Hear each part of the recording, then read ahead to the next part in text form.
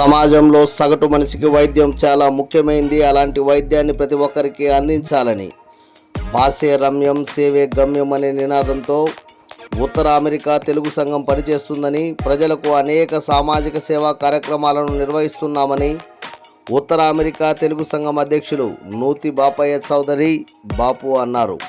మంగళవారం కర్నూలు గడియారం ఆసుపత్రి సమీపంలో గల సూర్జిత్ భవన్ నందు సుశీల నేత్రాలయ మరియు మైత్రి హాస్పిటల్ సౌజన్యంతో సుందరయ్య స్ఫూర్తి కేంద్రం ఆధ్వర్యంలో మెగా ఉచిత వైద్య శిబిరాన్ని నిర్వహించారు.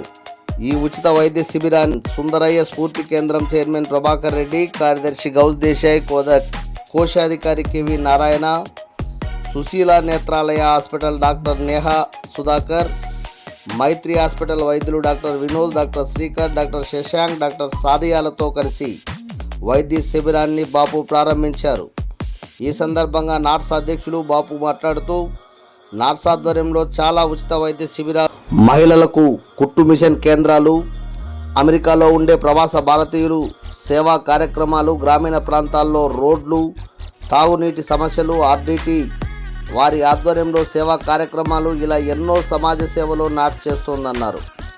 ముందు ప్రజలకు మరింత వైద్య విద్య, మహిళల అభివృద్ధి దిశగా నాట్స్ పనిచేస్తుందన్నారు.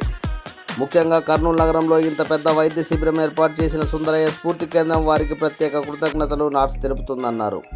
సుశీల నేత్రాలయ, మైత్రి హాస్పిటల్స్ ఇలాంటి వైద్య శిబిరాలు మరెన్నో నిర్వహించాలని నాట్స్ సహకారం అందిస్తుందన్నారు. ఈ ఉచిత వైద్య శిబిరంలో ఎముకలు, గర్భిణులు, కళ్ళు, చిన్నపిల్లల సమస్యలు, జనరల్ మెడిసిన్ సమస్యలకు డాక్టర్లు వైద్యాన్ని అందించారు. మెడికల్ రెప్స్ ఆధ్వర్యంలో ఉచిత మందులను వెంకట్ ప్రసాద్ శర్మ, నాట్స్ అధ్యక్షుడు బాపు అందించారు. దాదాపు 1000 మంది దాకా ఈ శిబిరంలో పలు వైద్య సేవలను పొందారు.